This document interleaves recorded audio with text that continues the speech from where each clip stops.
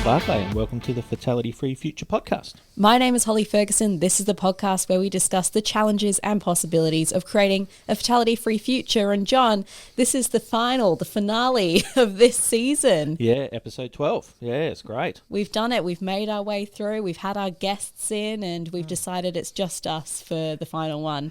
Yeah, it's been enjoyable. I really enjoy the opportunity to talk to other people about these things, but also get the chance to share mine, and I really enjoy the conversations we get into, so I'm looking forward to today as well. And we're ending on what I think is a fun one, all about behavioural science.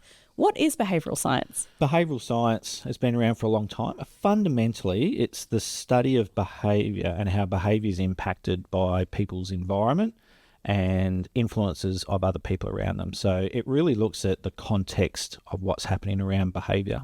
Recently, you did a workshop that actually focused on behavioural science. And what I didn't realise is that there are lots of myths and misconceptions around behavioural science. Why do you think that is, and what are they? Behavioural science has been introduced to people for quite a long time now, because it's been around for a long time. So especially over the last sort of 40 years, it's been introduced to organisations. And I think that the unfortunate outcome of that is you give people enough information to be able to start being more effective in their roles, but they don't have enough information to truly understand what it is, and it gets misused, it gets misrepresented, and to be honest, I think it even gets abused.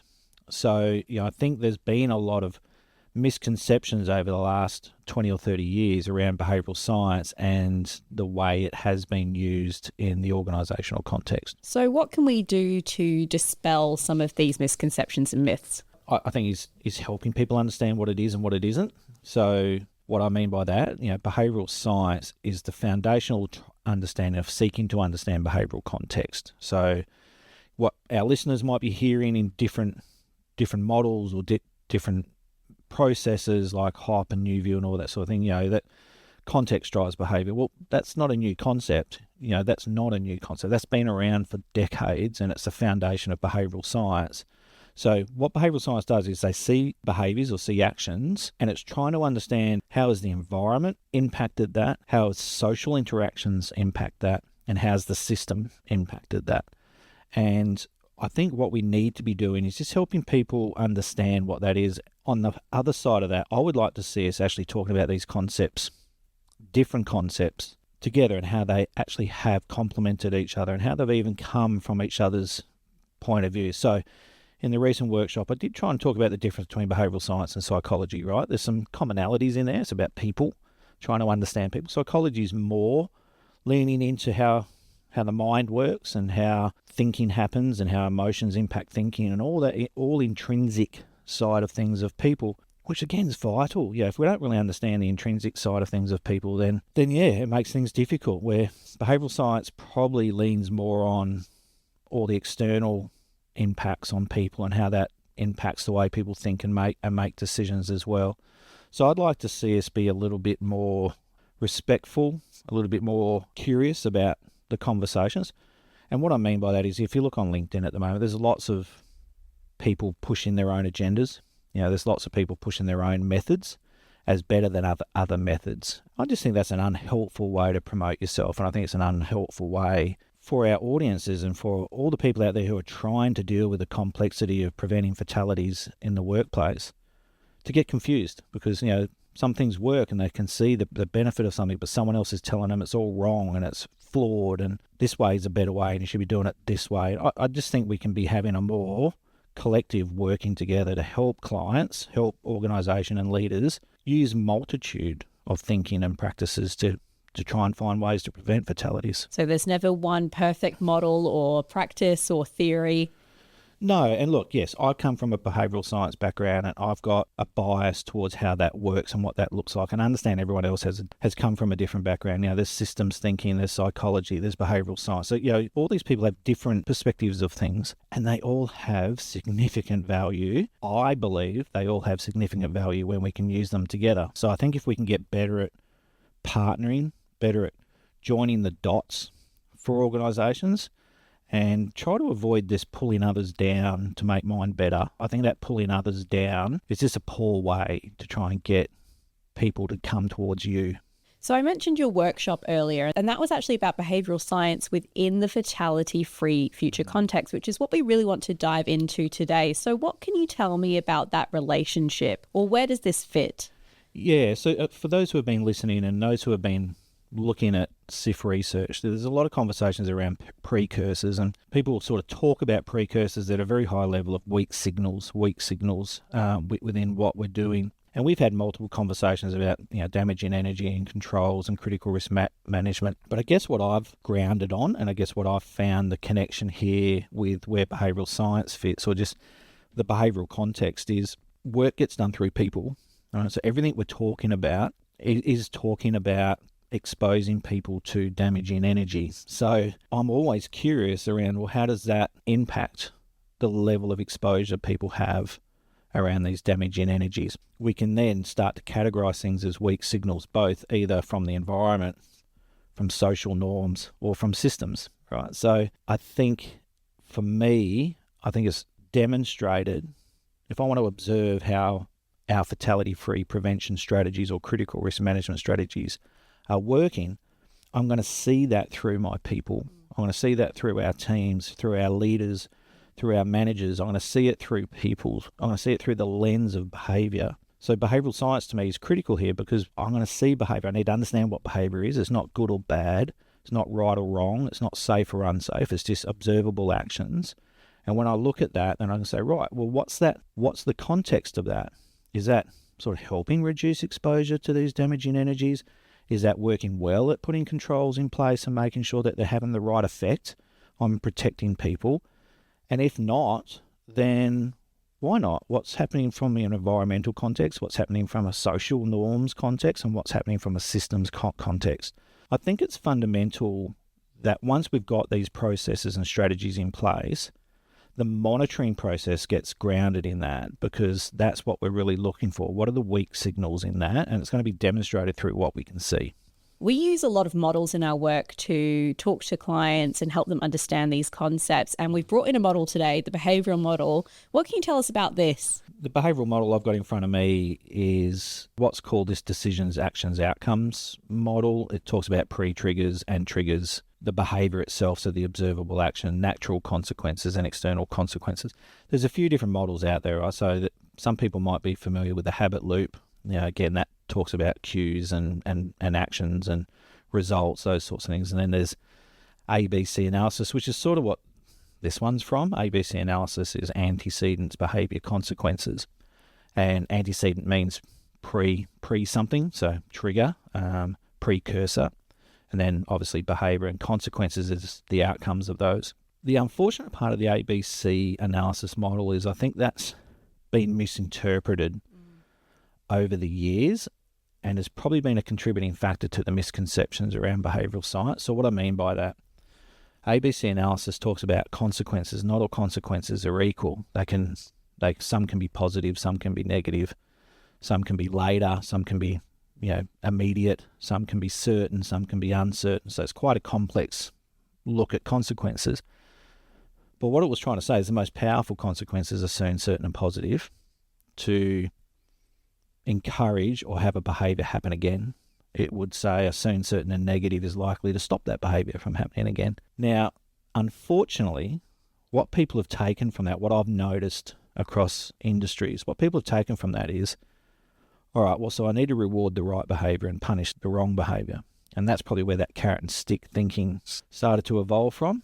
Looking back, considering I've been working with this for a long time, I can sort of see where that unfortunately took the wrong path and landed there. Fundamentally, what it was about was trying to understand when people do things, what type of consequences are they getting from doing that, right? So most of us form habits because we enjoyed doing it, or we got a good outcome from it, or it made us happy, gave us feelings of enjoyment. There was some sort of positivity for doing that behaviour, and we do it again.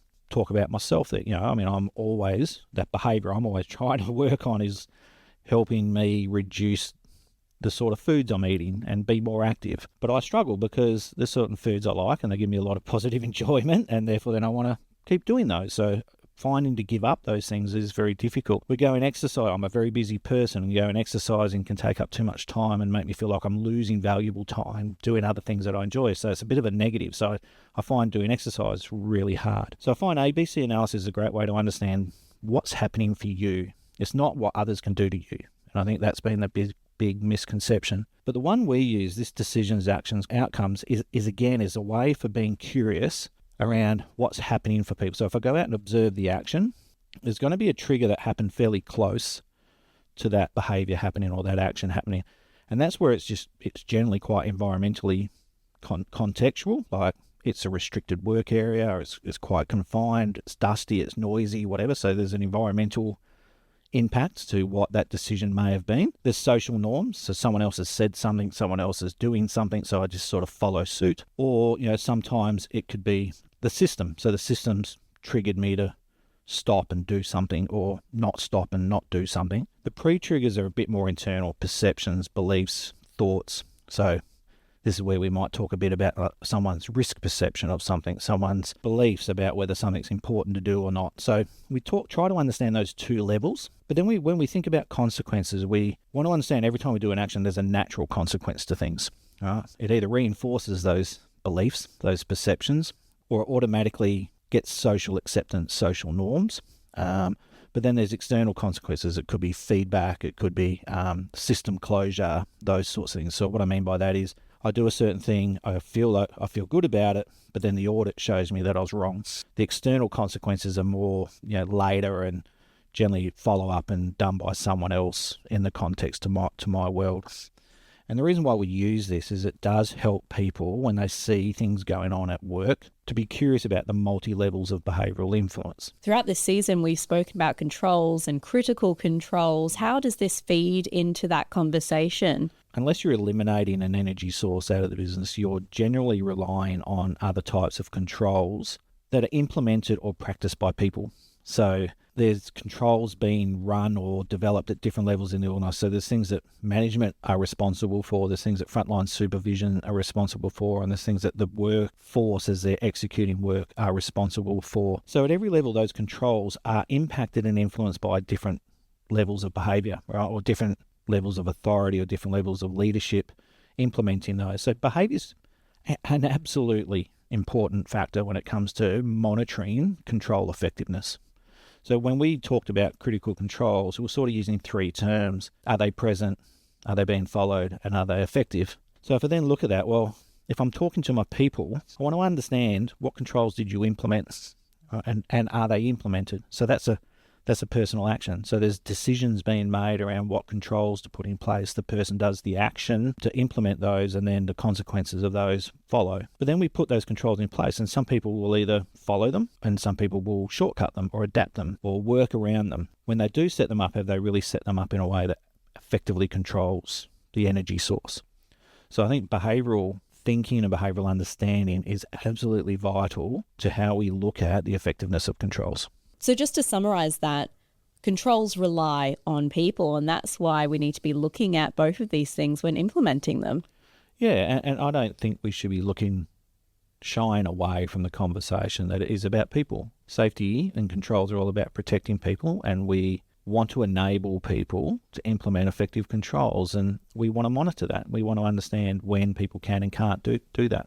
I heard you just say there enabled, which is one of the behavioural types. So we have enabled, difficult, and impossible. Impossible, that's right. Now, some people will use the term non-enabled or instead of the term impossible, but both means the same thing, right? So, but what do we mean? So enabled means it's well within the control of the person to do, right? It's easy for them to. Some people will even not use the term enabled and just said easy, right? So it's easy for people to do. Difficult is exactly as it sounds. Like, yes, they can do it, but it's difficult for them to do. It's going to take a lot of extra time or effort to do it. And if you think about most of the things we ask people to do from a controls point of view, do require a certain amount of effort and time to do. So most of the things we're asking people to do, when we actually remove our lens of people should just do what I tell them to do and they should just follow the rules, when we take that lens off and actually start to think about how people experience things, most things we're asking them to do are difficult, right? They have to slow down, they have to go get things, they have to set things up a certain way, they have to wear certain bits of equipment that's uncomfortable.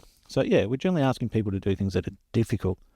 Now, sometimes when we don't think about every context in its own right, we may have situations where it's impossible for them to do what it is we're actually asking them to do. Now, I use a couple of typical examples for people to get the distinctions here. So I'll use the expectation, the control we have when people drive is to wear a seatbelt, or when in a vehicle, when traveling in a vehicle is to wear a seatbelt. In most modern vehicles, you would say it's pretty easy, like it's enabled. They're self-adjusting, they're retractable. The clip we need to clip them into is generally quite fixed. It's easy to find. Generally laying on you quite comfortably now. There's generally a little alarm telling you to put it on. So, you'd say that's pretty much enabled for us to do now. If you go back years, you might have seatbelts that need to be manually adjusted. For those who can remember, you have to sit there and actually adjust them through a clip and tighten them or loosen them. The old clips used to be on a loose seatbelt type thing, so you had to go digging for it to find it. So yes, it's a reasonable expectation you're still going to wear them, but it's a little bit difficult. So now we're relying a little bit on people going, well, I'm not driving far, or I'm not going to go very fast, or this is taking too long. So yes, it's still reasonable to do, but it's difficult to do. Another example I reference here is I can remember getting in the back of a taxi. They'd obviously cleaned the car, which was great, but when they folded the seat down and cleaned the seat and then fold the seat back up, all the clips had gone behind the seat. So I was digging for ages to try and find this clip, and by the time I got the clip and got it through, we're all nearly at the destination. So I hadn't worn a seatbelt that whole time. So that's what I mean by difficult. Now, sometimes we get people to ride in a bus or a small people mover, and the seats they're sitting on don't have a seatbelt. So yes, as we say, the critical control is to wear a seatbelt. But you can think through that, go, okay, I can see contexts where it's easy for people to do or enabled. There are contexts where it's difficult, and there's the odd example where it's actually not possible for them to do what we're asking them to do. Like you've just explained, the controls, the behavioural types can all change, and with that, change people's exposure to danger. So how do you recommend looking at that exposure? It's a great question, because I think some people look at this and try and measure this in binary terms, where either compliant or non-compliant, or either safe or not safe. It's not as black and white as that, and I think that's the other misconception in this world of behaviour. I know years ago, typical behavioural programs would have the behaviour as safe or unsafe and those sorts of things. Well, it's not always as binary as that. It's not always as simple as that. So we sort of look at this exposure model. So you've probably heard, and our listeners have probably heard me say quite a few times, exposure to damaging energy is our level of exposure, because that can be different. And that comes from the way the controls are working, and that comes from the way people are interacting with that damaging energy. So we sort of have different descriptors here. We have what's called very low exposure, high exposure, or just a medium average level of exposure. And you've got a model in front of us to point out how these all can change from low to medium to high and then back around again. So this is the model I use called the Exposure Quadrant. Low exposure, so if we sat and defined a certain way of a certain type of barricading and a certain type of separation, a certain type of location where people are the safest from that energy source, that's what we call the low exposure. And if the way it's been done is like that. But the reality is, sometimes I've got to move over to make sure it's not going to hit something, or it's clear in a certain area. But when I move over to that area, there is maybe a slightly increased level of exposure that if that fell, it may fall my way. So we'd call that a medium level exposure, because there's still some controls around it, but I'm moving outside of the perfect space of my lowest level of exposure. Now, high exposure is when we have a situation where it's actually forced me into a position to be like under the load, or very close to an object, or the pressure, or moving parts. So what we're able to do with this type of model is get a better idea of how often we're operating in these levels of exposure, rather than just being binary. It was safe or it was unsafe, it was compliant, non-compliant. We have an opportunity to go, this is how often we're actually operating in our lowest level of exposure. This is how often we're operating in medium levels of exposure. And this is how often we're operating in high levels of exposure. Now, the reality is, so if we're just focusing on incidents, anyone could get hurt in any one of those quadrants. Right. So I could be in the lowest level of exposure and an injury still might happen, or an incident still might happen. But it's most likely to happen in the high level of exposure. So the more we operate in high levels of exposure, the more likely we are to have someone harmed if the energy release happens. So we use this in the combination of looking at controls, systems, and people and behaviours. There's a lot to this topic than meets the eye, I suppose. We say that we're going to talk about behavioural science, and we learn that there's multiple descriptions of behaviour, multiple types: enabled, difficult, impossible. And then we have, how does exposure change these behaviours? Yeah. And I think that's the key part here, right? When I see and hear behavioural science be spoken about in a very simplistic way, it's just carrot and stick, it's just this and that. I'm like, hang on, look, let's really understand. You probably, those listening here, probably understood now that it's quite a complex area. And I've said it multiple times when I talk about people. As people, we're complex beings. There's lots of things going on. There's a lot of internal things going on. We're affected by our externals.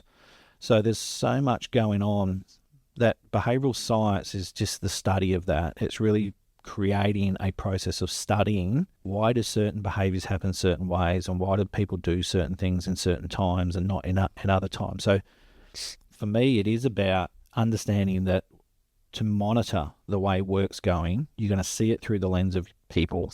And that's not a bad thing. I've had quite a few conversations with people in the past where I've started to talk about behaviours and they've gone, oh, it's not about behaviour. And I'm like, everything is about behaviour. It's all about people and people behave. I don't understand why we're so scared of that. But they're automatically putting a negative framework on that. Correct. And I think we lean into the fact that when I say behaviour, people go to, well, my parents used to tell me off for my behaviour. My principal called me to the office for my behaviour. Most of us have experienced the word behaviour with a negative. We have a negative connotation to it. It's not that. It's not bad behaviour. It's just an observable action. It's what we see people doing. The important part here is trying to understand the context to that behaviour.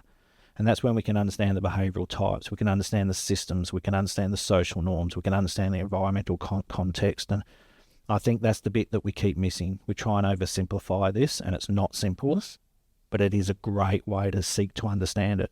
Now, this is a difficult question, John, but given this whole behavioural science topic has become quite nuanced, what is your advice to leaders?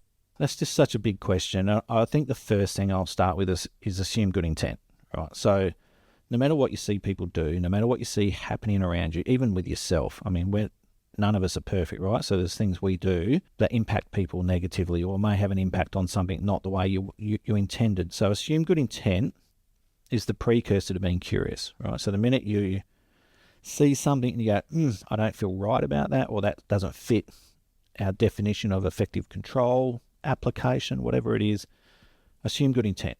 Let's step away, because remember the other thing, blame fixes nothing. Learning matters. So step into assume good intent. That allows you to be curious. Step away a bit from blame and try and step into curiosity or learning. Now, to do that, to be curious and to learn, we need to ask questions, right? So actually now start thinking about what questions do I want to ask that's going to help me understand the decision-making process that happened here. Not to find fault, but to purely understand what were the internal processes that led to that decision. What were the social norms that may have impacted that decision? What were the environmental contexts that could have influenced that decision? What are the systems that could have influenced that decision? So the curiosity in asking questions is all about learning what was going on for someone in that decision-making process. And let's be honest, some of that might have been unconscious. They may not have even realised those decisions were being made until you actually started talking about it. The last one is, once you ask questions and people are talking to you, is listen. Listen to understand, seek to understand. And the minute you become curious and wanting to understand, you tend to ask really great follow-up questions, which then starts to get to deeper things, deeper system errors, environmental context, social norms, even internal beliefs that may be hindering, right? So yeah, I just put it out there to everyone. Assume good intent, be curious, ask great questions, and then listen. John, I think that's a great place to end this entire season of the Fatality Free Future podcast. I've enjoyed this. I hope our listeners have enjoyed this, and I'm really excited and looking forward to the next season. Bring on the next one. Thank you for listening to this episode of the Fatality Free Future podcast. Head to our Fatality Free Future hub on barclays.com for more information and to access everything we spoke about in this episode.